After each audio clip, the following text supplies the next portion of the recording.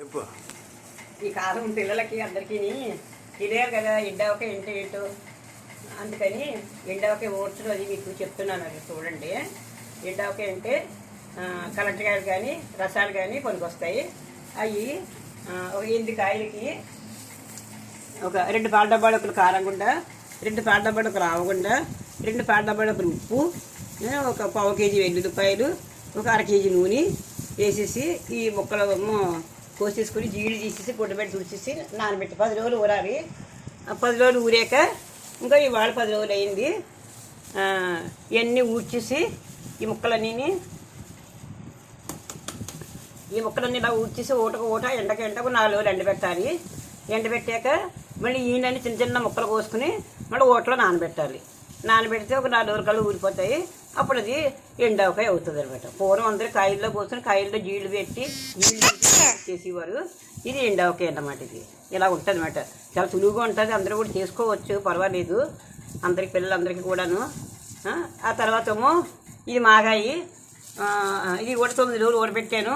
ఊరబెట్టి నిన్నే ఊట ముక్కలు ఎండబెట్టేసి మరి రాత్రి నానబెట్టేసాను.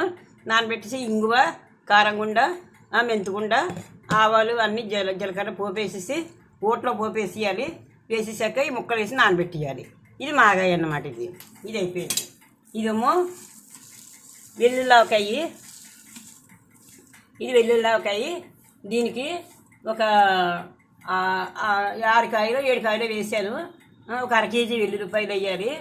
ఒక 150 గ్రాములు అల్లం వేయాలి.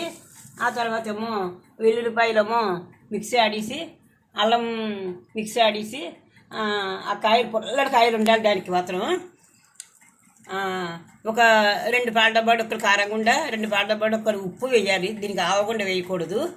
ఒక 30 కేజీ నూనె పడుతుంది.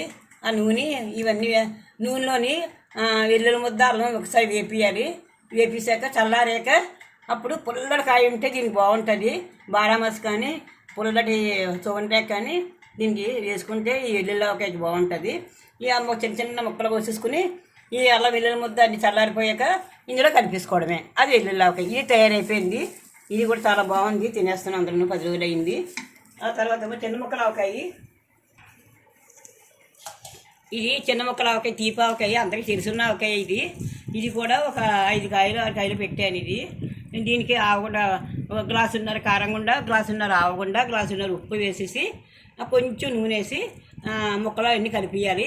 ఇది ఊరబెట్టేసారి 1 రోజు ఎండబెడితే సరిపోతుంది. ఆ తర్వాత ముద్ద బాగా పడుతుంది. ఆ మూత అది అందరికీ తెలిసినది. ఆ మూతుంది. ఆ డబ్బా మూత.